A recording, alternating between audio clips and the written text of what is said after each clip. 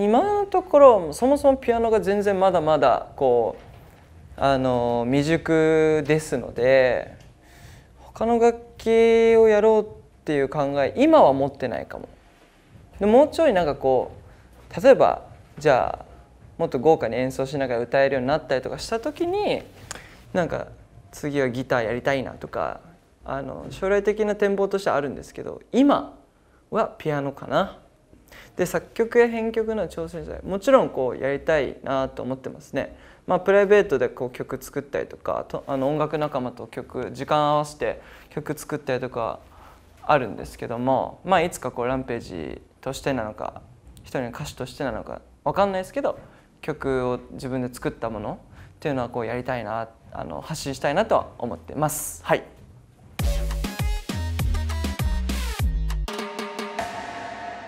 僕ねピースするとこうなっちゃうんですよね。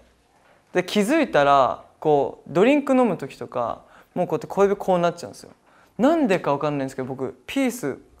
気づいたらこうなっちゃうんですよ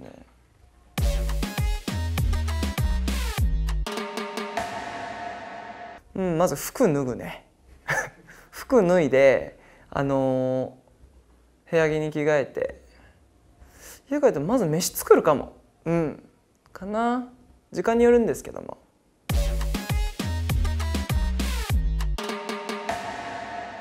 そうですね、イタリアにはまだ僕行ったことがなくてイタリア人の方々ってすごく鼻が高くておしゃれな方がすごく多い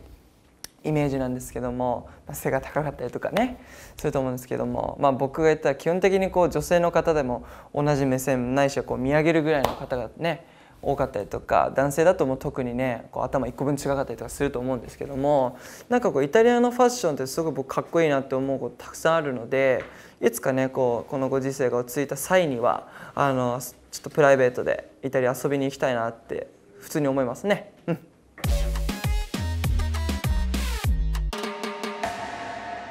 今だったらそうだな、ボニーク使った低温調理器使ったお肉のジューシーなお肉を料理をね振る舞うかもしれないですね。ボニークってすごくないっていう意味も含めて肉料理かもね。はい。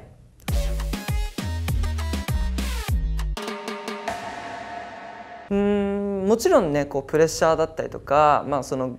語学の言語の違いっていうところでなんか 100% 伝えきれない部分があったりとか、もしかしたらねそういうなんか不安もあるかと思うんですけども、でもなんかこう自分たちのこう音楽力だったりとかパフォーマンス力っていうのはこう日本を離れてもこう通用するのかっていうところですごくこういい意味でも食らえるだろうし、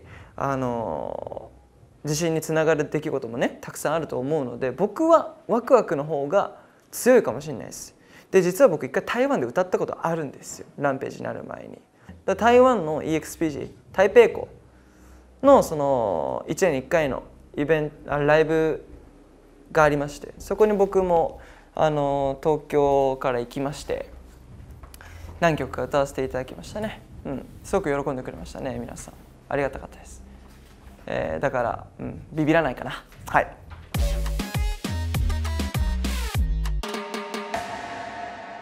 おすすめの家電、そうだな、さっき出しちゃったけどボニーク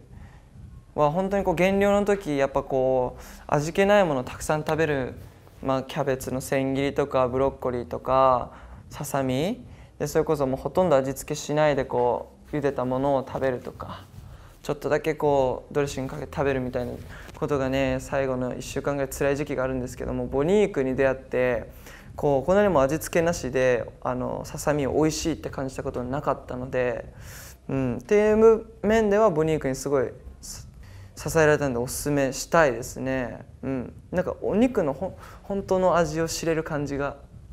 します。だからおすすめです。はい。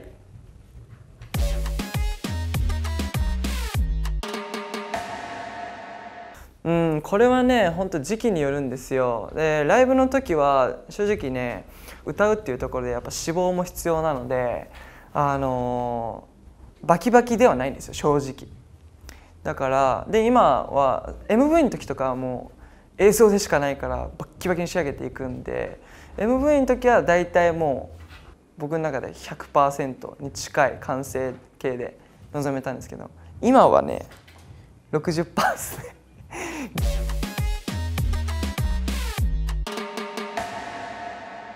今日もねここ来る前に入浴剤入りの、湯船に使って、半身浴してきたんですけども僕香水とかもう匂いに関してすごくねバニラの香りがすごく好きなんで、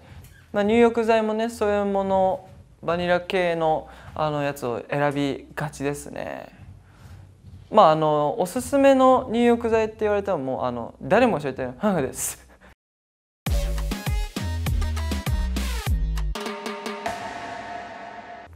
でもなんか僕の場合なんか辛いなとかきついなしんどいなって思うこと出来事ってやっぱこう自分にその時の自分にとって必要なことだから直面してることだと思ってるからもちろんこう辛いんだけど無理やりポジティブになろうとはしないかな。